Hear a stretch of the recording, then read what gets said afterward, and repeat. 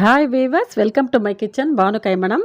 ரொம்ப டேஸ்டியாக கருப்பு கவுனி அரிசியில் இட்லி எப்படி பண்ணுறது அப்படிங்கிறத ஸ்டெப் பை ஸ்டெப்பாக பார்க்கலாம். இப்போ தான் என்னோடய சேனலை ஃபஸ்ட் டைம் பார்க்குறீங்கன்னா பானு கைமணம் சேனலுக்கு லைக் போடுங்க, வீடியோவை ஷேர் பண்ணுங்கள், மறக்காமல் சேனலுக்கு சப்ஸ்கிரைப் பண்ணி சப்போர்ட் பண்ணுங்கள். கருப்பு கவுனி அரிசி இப்போ மார்க்கெட்டில் நமக்கு கிடைக்குது. இந்த கருப்பு கவுனி அரிசியை தாராளமாக நம்ம டிஃபன்லேயே நம்ம இந்த கருப்பு கவுனி அரிசி சேர்த்து இட்லி, தோசை எல்லாமே எடுத்துக்கலாம். இடியாப்பம், கஞ்சி, புட்டுன்னு நிறைய வேரியேஷனில் கருப்பு கவுனி அரிசியை நம்ம உணவாக எடுத்துக்கலாம். வாரத்தில் 2-3 நாள் நம்ம இதை கண்டிப்பாக சாப்பிட்லாம்.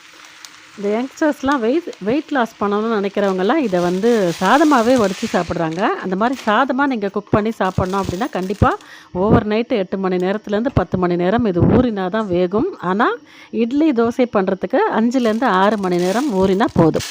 இப்போ இந்த தண்ணி குடிக்கிற பெரிய டம்ளரால் 1 டம்ளர் கருப்பு கவுனி அரிசி எடுத்திருக்கேன்.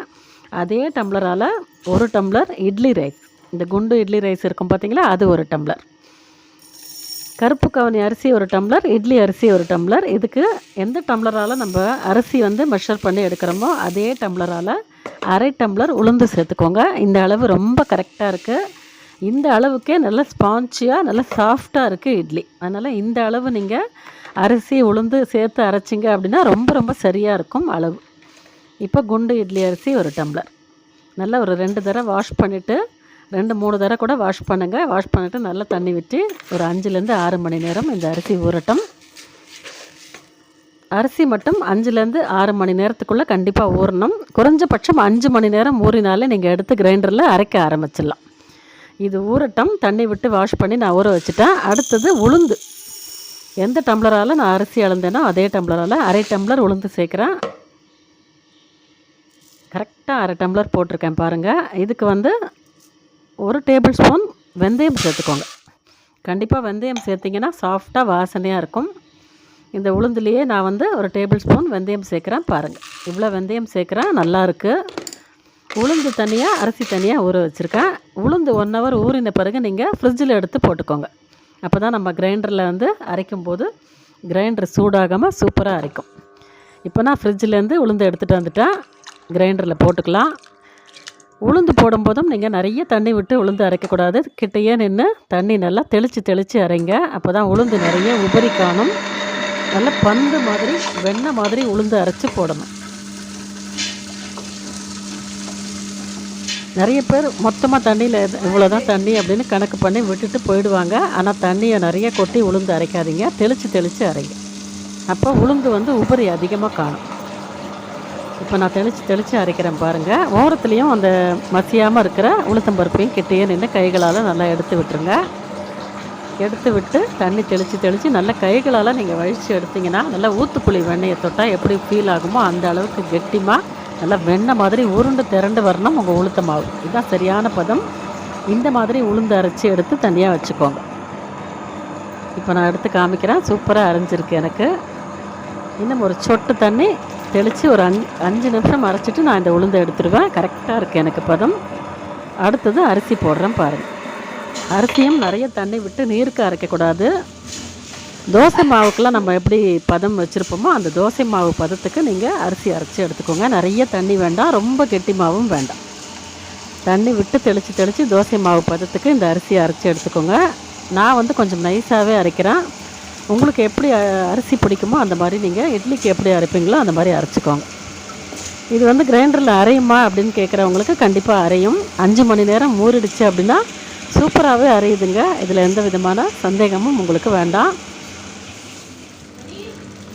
இப்போ எனக்கு கருப்பு கவுனி அரிசி அந்த இட்லி அரைவு எடுத்து காட்டுறேன் பாருங்கள். மாவு குறைன்னு இருக்குது, இது பத்தாது. மறுபடியும் கொஞ்சம் தண்ணி தெளித்து இன்னும் ஒரு 10 நிமிஷம் இந்த அரிசியை அரைச்சி கொஞ்சம் நைஸான பதம் வந்தோன்னே நான் காமிக்கிறேன். இப்போ பாருங்கள், சரியாக இருக்குது. இந்த மாதிரி அரைச்சி எடுத்துக்கோங்க.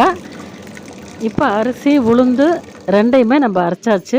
8 மணி நேரம் நான் உப்பு போட்டு புளிக்கவும் வச்சுட்டேன். இப்போ இட்லி ஊற்ற போகிறேன். திறந்து காமிக்கிறேன் பாருங்கள்.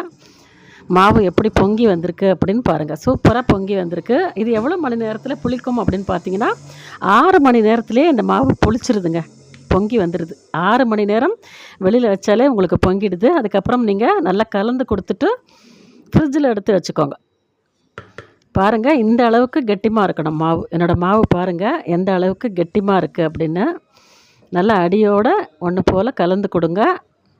இப்படி கரண்டியால் எடுத்து விட்டிங்கன்னா அப்படியே அலை அலையாக விழுது பாருங்கள் அந்த மாவு. அதான் பதம்.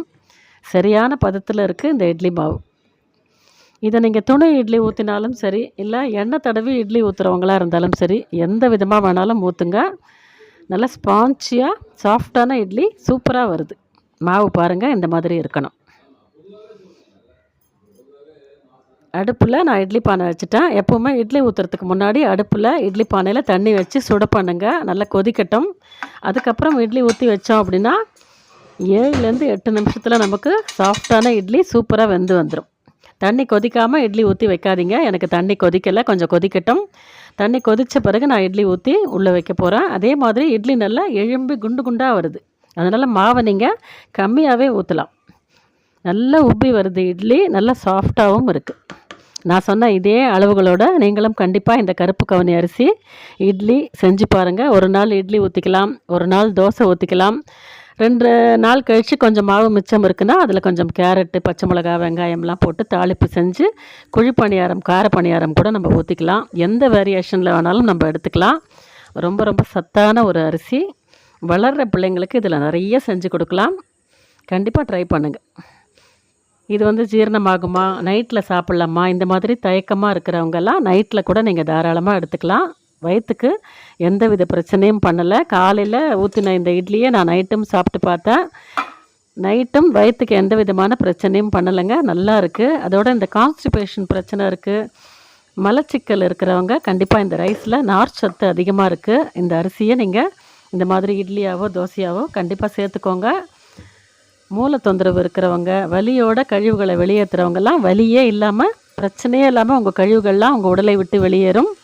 ரொம்ப சூப்பராக நார்ச்சத்து அதிகமாக இருக்குது.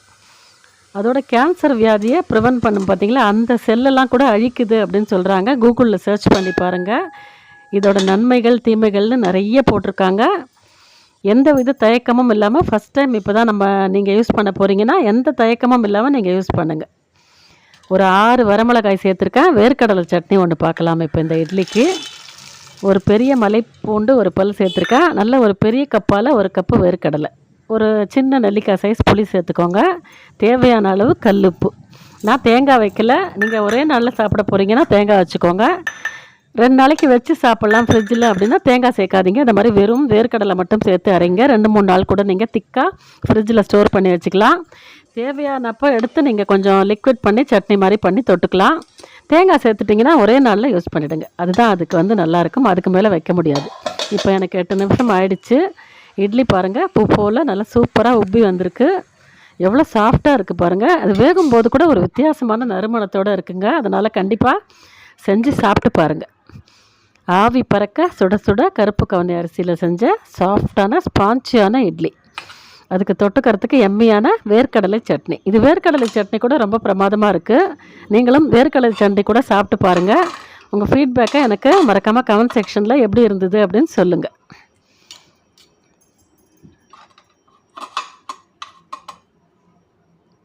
நல்ல சுட சுட ஆவி பறக்க கருப்பு கவுனி இட்லி, அதுக்கு தொட்டுக்கிறதுக்கு எம்மியான ஒரு வேர்க்கடலை சட்னி.